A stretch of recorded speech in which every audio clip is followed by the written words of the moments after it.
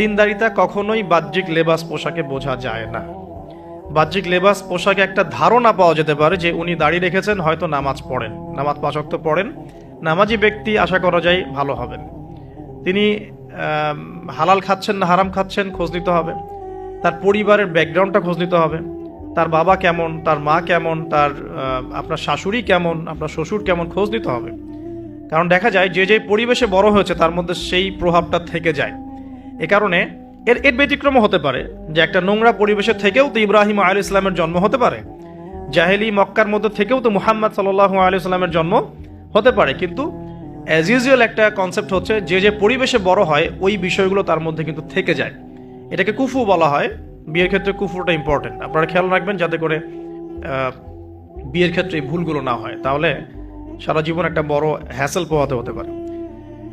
আর বিয়ের পরে ঠিক করে নিব এই কনসেপ্টটাও ঠিক না। বিয়ের পরে ঠিক করে নিব এই কনসেপ্টটাতে গিয়ে অনেকে ভুল করেছে, উল্টা সে নিজেই বিভ্রান্ত হয়ে গেছে বা দাড়ি ছেটে ফেলেছে। স্ত্রীকে তো পর্দা করাতে পারেই নাই, উল্টো দাড়ি ছেটে ফেলেছে। এরপর আপনার লাইফটা শুরু হবে। বিয়ের সময় অবশ্যই মোহরটা কম করার চেষ্টা করেন, সামর্থ্য অনুযায়ী কম করার চেষ্টা করেন বলছি। যদি আপনার সামর্থ্য থাকে 1 কোটি টাকা মোহর দেওয়ার, অবশ্যই দিবেন, কিন্তু সবার তো ওই সামর্থ্য থাকবে না। তাই মোহরের যে বিজনেসটা সমাজ আমরা দেখি, অহেতুক প্রতারণা করা, 20 লাখ 30 লাখ মোহর লিখে ফেলে পরবর্তীতে না দেয়া, মাফ নিয়ে নেওয়া, এটা চিটিংস, প্রতারণা মেয়েদের সাথে।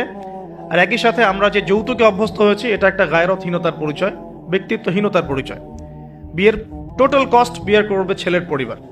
মেয়ের পরিবার যদি খুশি হয়ে কিছু দেয় সেটা নিতে কোনো আপত্তি নেই, খুশি হয়ে উইলিংলি কিছু দিলে নিতে আপত্তি নেই। চাপ প্রয়োগ করা যাবে না, যৌতুক তো বলাই যাবে না, টোটালি নিষিদ্ধ, হারামে, ইসলামে টোটালি হারাম।